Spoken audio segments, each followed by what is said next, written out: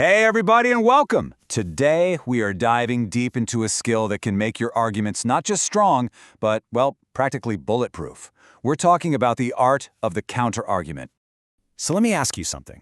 Have you ever laid out a point that you thought was just rock solid, only to have somebody just brush it aside? Or maybe you feel like you are only ever convincing the people who already agree with you. If that sounds familiar, you're probably missing one key secret ingredient. And here it is, the big secret.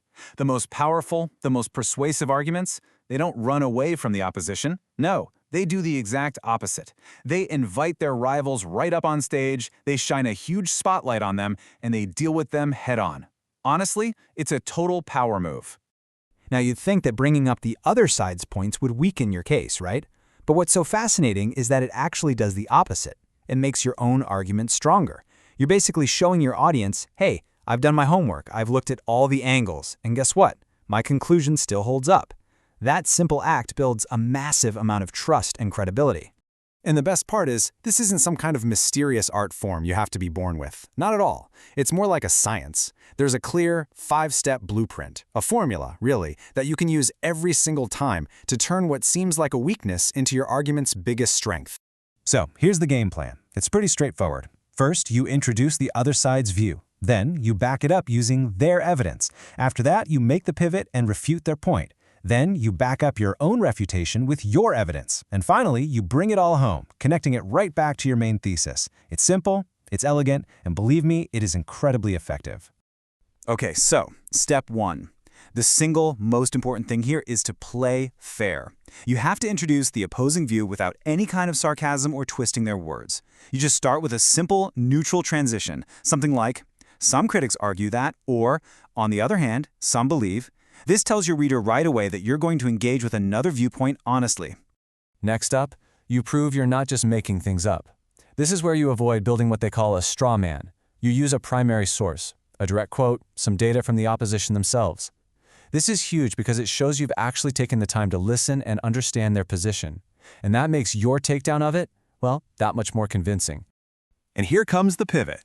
This is the turn. You fairly presented their case, and now you explain why it just doesn't hold up.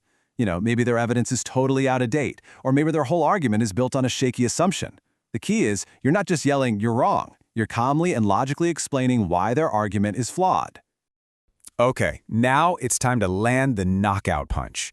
This is where you back up your refutation with your own powerful evidence from a credible source. See, it's not just your opinion versus theirs anymore. Now you're bringing in the heavy hitters, expert analysis, hard data, scientific research, to give your argument some serious, undeniable weight.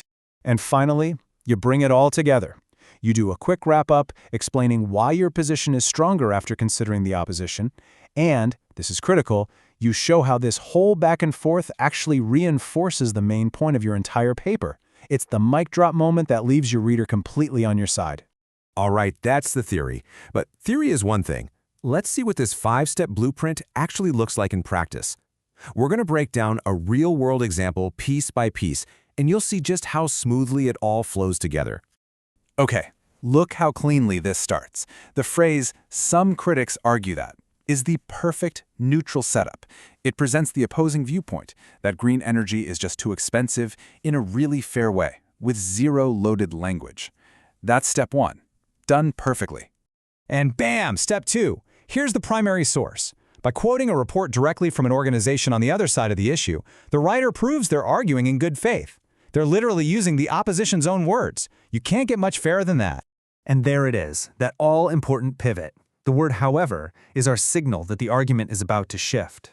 And notice how smart this is. It doesn't just say they're wrong. It actually acknowledges a small piece of their point, the initial financial investment, before completely refuting the larger claim by talking about long-term benefits. Very clever. And here's the knockout blow. This is no longer just one person's opinion. The writer brings in a real heavyweight, the International Energy Agency, and drops a killer statistic that just completely supports their refutation. This is how you win an argument with facts. Just think about that number for a second.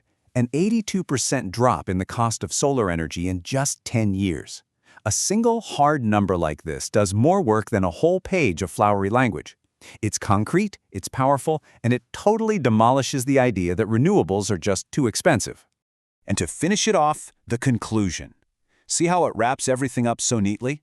It states that its own position is stronger, and then, and this is key, it connects this whole mini-debate right back to the paper's bigger thesis about finding a sustainable solution.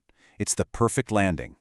So, to boil this all down and make it super easy to remember, let's go over a quick checklist you can use every single time you write. Think of it as your pre-flight check before your argument takes off. So always start with a clear transition. Always present their side fairly, using their own evidence.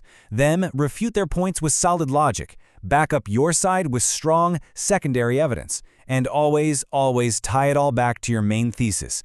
If you follow those 5 steps, you're going to be golden. You know, at the end of the day, writing a really persuasive paper is a lot like leading a conversation. And by thinking ahead, by anticipating what the other side will say, and addressing it with this structured, evidence-based method, you're not just making a point anymore, you're controlling the entire narrative. When you really master the art of the counterargument, you stop just being a participant in the conversation. You start leading it. So the only question left is, are you ready to take charge?